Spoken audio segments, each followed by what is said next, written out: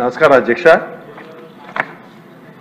మనం గత 5 ఏళ్ళు చాలా అబద్ధాలు నిజాల్లాగా చూపించారు. నేను కూడా ఆ రివ్యూలు చూసి మెడికల్ కాలేజీలు R&B రోడ్లు 3 నెలల్లో R&B రోడ్లు అవుతాయి, మీకు అందరికీ 3 నెలల్లో రెక్టిఫై చేస్తా ఉన్నారు. కానీ ఓన్లీ పత్రికా ప్రకటనలు ఇస్తాం తప్ప నిజంగా ఫీల్డ్లో ఎలా ఉందో మనందరం చూసాం ఆ రోడ్లో అన్ని. అలాగే కాలేజీలు కూడా ఇన్ని కాలేజీలు స్టార్ట్ చేస్తా ఉన్నారు. సెంట్రల్లీ స్పాన్సర్డ్ స్కీమ్ గాను లేకపోతే నాబార్డ్లో వచ్చిన నిధులు డైవర్ట్ చేశారు తప్ప హాస్పిటల్స్కి ఎక్కడ ఎలా చేయకోకుండా న్యాచురల్లీ గవర్నమెంట్ హాస్పిటల్ వస్తుందంటే ఆ కాలేజీ వస్తుందంటే ఎవరికైనా సంతోషంగా ఉంటుంది. వీళ్ళు చంద్రబాబు నాయుడు గారి చిత్తశుద్ధి 2014లో రాజశేఖర రెడ్డి గారు ఉండగా అనౌన్స్ చేసిన RIMS Rajiv institute medical science శ్రీకాకుళంలో కంప్లీట్ అవ్వలేదు, ఒంగోలులో కంప్లీట్ అవ్వలేదు. చంద్రబాబు నాయుడు గారు 2014లో కంప్లీట్ అయిన అధ్యక్ష. అలాగే ఒకసారి ఎవరైనా అవకాశం ఉంటే చంద్రబాబు నాయుడు గారి టైంలో చేసిన పద్మావతి మెడికల్ కాలేజీకి వెళ్ళి ఒక్కసారి చూడాలని కోరుతున్నాను. రామ్నాథ్ మన honourable ex president Ramnath Kovind గారు వచ్చి ఇది గవర్నమెంట్ హాస్పిటలా గవర్నమెంట్ కాలేజా అన్నారు. నోవేర్ ఇన్ ద కంట్రీ అలా కట్టిన కాలేజ్ లేదు అధ్యక్ష, పద్మావతి మహిళా కాలేజ్. ఎయిమ్స్ అందరూ దయచేసి వాళ్ళు చాలామంది ఎర్లీ చూడాలి. ఎయిమ్స్ మనకి శాంక్షన్ అయిన రీఆర్గనైజేషన్ యాక్ట్లో వస్తే 1620 కోట్లు అయితే ఇప్పుడు లాస్ట్ బిఫోర్ ఇయర్ మిగిలిన చోట్ల మొదలు పెట్టారు అధ్యక్ష.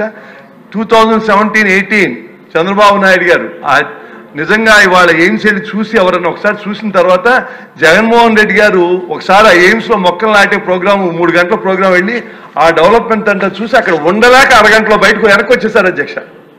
ఒక్కసారి నిజంగా మీరు ఒకసారి ఆ రికార్డ్స్ ఉండి వెళ్ళి చూసి ఏదో ఏముండదు నేను ఏదో చేద్దాం అనుకున్నాడు. జరిగింది ఒకసారి ఎయిమ్స్ కాదంటే చంద్రబాబు నాయుడు గారు ఏం చేశారు, జగన్మోహన్ రెడ్డి గారు ఏం చేయలేదో కూడా ఒక్క నిమిషంలో చెప్తాను. చంద్రబాబు నాయుడు గారు ఒకప్పుడు ఆరోగ్య కేంద్రం టీబీకి మదనపల్లి రాతి ఇక్కడ 2 కొండల మధ్యలో ప్రశాంతమైన ప్రకృతిలో ఉండే 2 హైవేల మధ్య 192 ఎకరాలు ఇచ్చారు. తక్కువైతే ఫారెస్ట్ ల్యాండ్ ఇచ్చారు.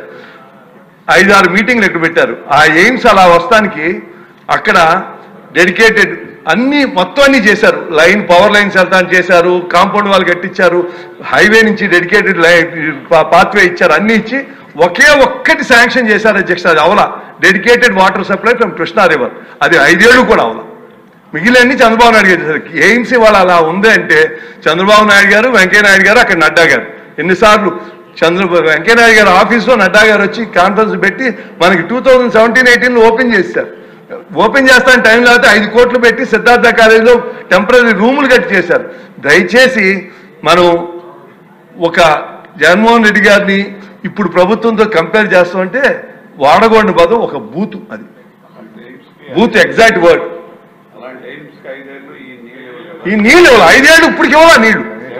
జగన్మోహన్ రెడ్డి 5 ఏళ్ళు డెడికేటెడ్ వాటర్ సప్లై మనం వచ్చినాక ఇచ్చాం, మంగళగిరి అక్కడి నుంచి ఇవ్వాలి. అందుకని అప్పుడు మీరు మంత్రి గారు అది కట్టినప్పుడు ఆ సంగతి కూడా చెప్పండి. అందుకే చంద్రబాబు నాయుడు గారు ఆ రోజు ఆ ఓపెనింగ్ లో అన్నారు ఇది మణిహారం అన్నారు. చూసి ఆ బిల్డింగ్స్ అని ఈయన వెళ్ళి నిజంగా మీరు ఒకసారి పేపర్లో చూడండి, 3 గంటల ప్రోగ్రామ్ అని 10ంటికి వెళ్ళి 1 గంట దాకా పెట్టుకుని అరగంటలో వచ్చేసాడు. చూడలేకపోయాడు ఆ డెవలప్మెంట్ చూసి. అదంతా చెప్పాల్సి వస్తే ఎవరి పేరు చెప్పాలి? చంద్రబాబు నాయుడు గారి పేరు, నడ్డా గారి పేరు, వెంకయ్యనాయుడు గారి పేరు, లేకపోతే మోడీ గారి పేరు చెప్పాలి. చెప్పలేకపోయాడు. అందుకని ఇవాళ వాళ్ళు చేసిన అంటే ఒక అస్తవ్యస్తం అన్ని సర్వనాశనం చేస్తానికి ఏం చేయాలి, సరిదిద్దానికి ఇంత చిత్తశుద్ధితో ఏ రకంగా ఒక ఇంప్లిమెంట్ చేసి అనుకున్నట్టు అన్ని అంత డబ్బు ఇచ్చే చేయగలిగితే గొప్పగానే ఉంటుంది. కానీ చేయలేనప్పుడు నెక్స్ట్ బెస్ట్కి వెళ్ళాలి. నెక్స్ట్ బెస్ట్ ఆఫర్కి వెళ్తే దీని గురించి అల్లరల్లరి చేసి ఎక్కడో తన సొంత నియోజకవర్గంలో 40% నిధులు ఖర్చు పెట్టేసి వచ్చినట్లో ఈ 16 కాలేజీలు మేము ఇచ్చేస్తున్నారని అల్లరి చేస్తాం కరెక్ట్ కాదు. తప్పకుండా ఇది అందరూ ప్రజల దృష్టికి అందరూ ఎమ్మెల్యేలు కూడా తీసుకెళ్లవలసిన బాధ్యత ఉందని తెలియజేస్తూ స్పష్టంగా చెప్పారు. కృష్ణానది పక్కనే ఉండి ఒక్కసారి మనందరం కలిసి ఎయిమ్స్కి ఒకసారి వెళ్దాం. చంద్రబాబు నాయుడు గారి చిత్తశుద్ధి ఏంటో ఒకసారి అక్కడికి వెళ్తే తెలుసు. శ్రీమతి మాధవి రెడ్డి గారు